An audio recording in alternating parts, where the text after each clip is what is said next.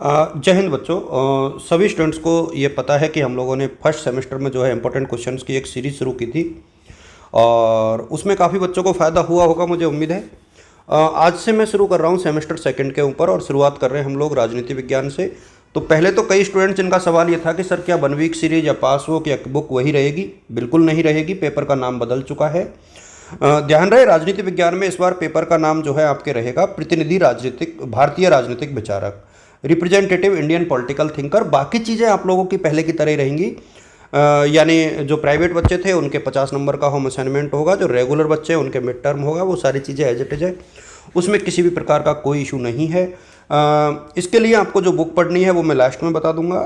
पहले कुछ इंपॉर्टेंट चीज़ें, इंपॉर्टेंट टॉपिक्स और होम असाइनमेंट के टॉपिक अभी प्राइवेट बच्चों को नहीं मिले हैं। जैसे ही मिलेंगे मैं अपने चैनल पर दोनों जगह, चाहे यूट्यूब हो, चाहे व्हाट्सएप हो, चाहे इंस्टा हो, मैं सब जगह साझा करता हूँ, तो वहाँ आपको किसी भी प्रकार की प्रॉब्लम जो है नहीं आएगी। तो एक तो आप जो भी बुक खरीदें उसका नाम उसके ऊपर ये लिखा हुआ होना चाहिए कि प्रतिनिधि भारतीय राजनीतिक विचारक। ये राजनीति विज्ञान के बच्चों के लिए है। और यूनिट्स में आप लोग के साथ साझा कर रहा हूँ, वही 5 यूनिट है, पैटर्न पहले की तरह ही है। सेक्शन ए में जो है 2-2 नंबर के 10 क्वेश्चन आएंगे और इसके बाद जो है 16-16 नंबर के 5 क्वेश्चन आएंगे।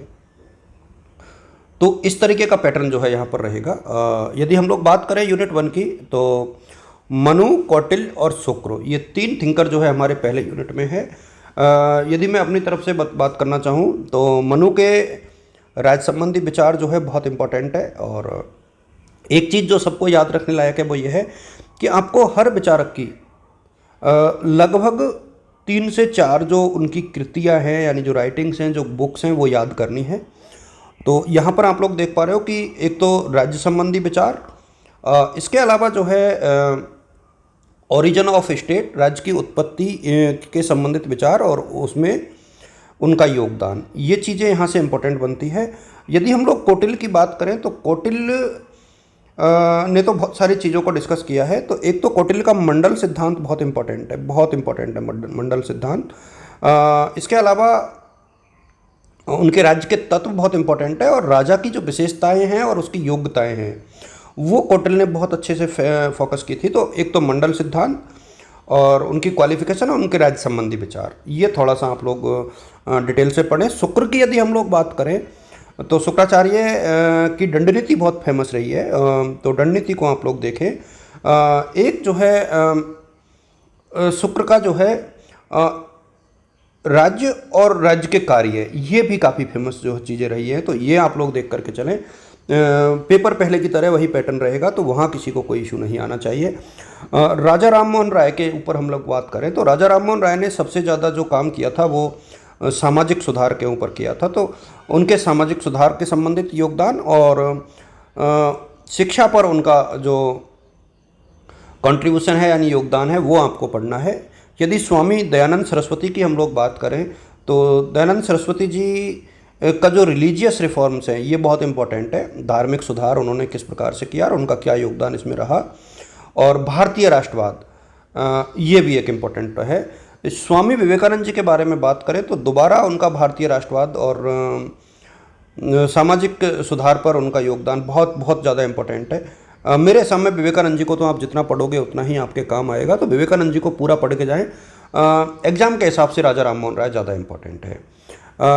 यदि हम लोग यूनिट 3 की बात करें तो यहाँ 2 विचारक इन्होंने दे रखे हैं, तो ऑप्शन 2 है आपके पास। आप चाहो तो किसी एक को पूरा पढ़ लो, चाहो तो दोनों के इंपॉर्टेंट चीज़ें पढ़ लो। गोपाल कृष्ण गोखले के ऊपर यदि आप देखोगे तो उनके राज्य संबंधी विचार और उनके आर्थिक विचार काफ़ी महत्वपूर्ण हैं, बहुत बहुत ज़्यादा महत्वपूर्ण है। और यदि हम लोग बाल गंगाधर तिलक की बात करें तो उनके राष्ट्रवाद पर विचार और उनके मेथड्स कौन कौन से थे, यानी उनकी विधियाँ कौन कौन सी थी, और स्वराज पर उनका योगदान, तो ये आप लोग थोड़ा सा देख करके चलें। महात्मा गांधी जी की यदि हम लोग बात करें तो महात्मा गांधी जी के ऊपर तो बहुत सारी चीज़ें हैं जो पढ़ने चाहिए और आपके लिए बहुत इंपॉर्टेंट है। एक तो उनका ट्रस्टीशिप का सिद्धांत बहुत महत्वपूर्ण है, तो ट्रस्टीशिप आप लोग पूरा पढ़ें और राज्य संबंधी उनके विचारों को आप लोग देख करके जाएं। और इसके बाद देखो, गांधी जी को पूरा पढ़ें, मेरा ये मानना है, गांधी जी को मैं नहीं छोड़ना चाहूँगा यहाँ पर, गांधी जी को आप लोग पूरा पढ़ें।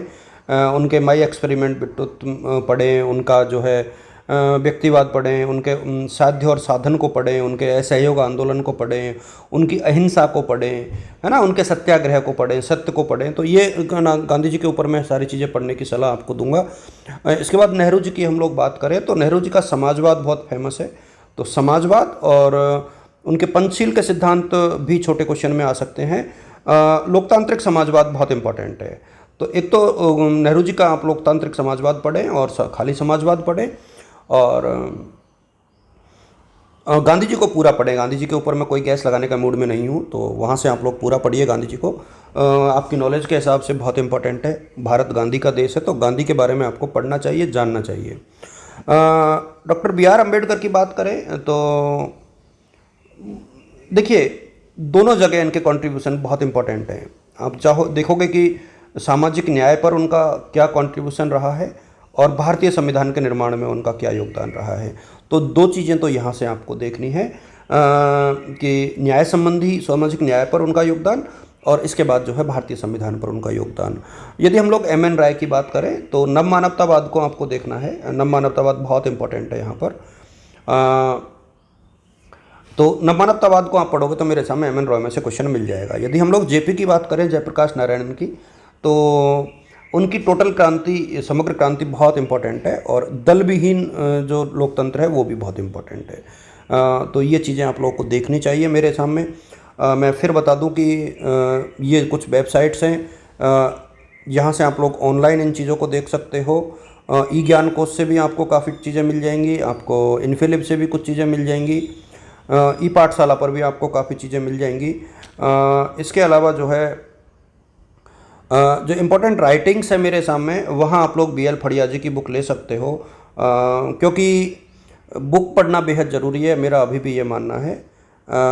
बाकी आप लोगों की इच्छा है कि आप लोग कहाँ से पढ़ते हैं, कैसे पढ़ते हैं, वो सारी चीज़ें हैं। बाकी जो रेस्ट ऑफ द सब्जेक्ट है उनके इंपॉर्टेंट क्वेश्चंस मैं अगले 1-2 दिन में ही साझा कर दूंगा, तो बहुत ज़्यादा परेशान होने की आवश्यकता किसी स्टूडेंट को नहीं है।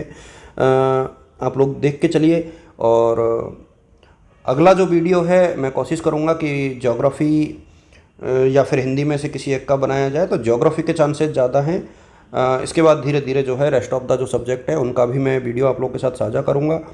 ये टॉपिक्स आप लोग अच्छे से रीड कर लें, लिख करके याद करें।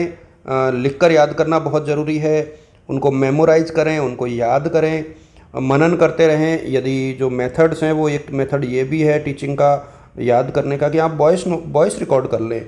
जो पॉइंट्स हैं ना, उनको आप लोग वॉइस रिकॉर्डर के तौर पर यूज़ करोगे तो वो भी आप लोगों के लिए काफ़ी यूज़फुल हो सकता है। तो इस तरीके से आप लोग पढ़ाई करेंगे तो मुझे लगता है कि आप लोग जो है काफ़ी अच्छे से अपना पेपर कर पाएंगे। आप सभी को शुभकामनाएं। Wishing you all the best और good luck. Thanks to all of you. Thanks बच्चों।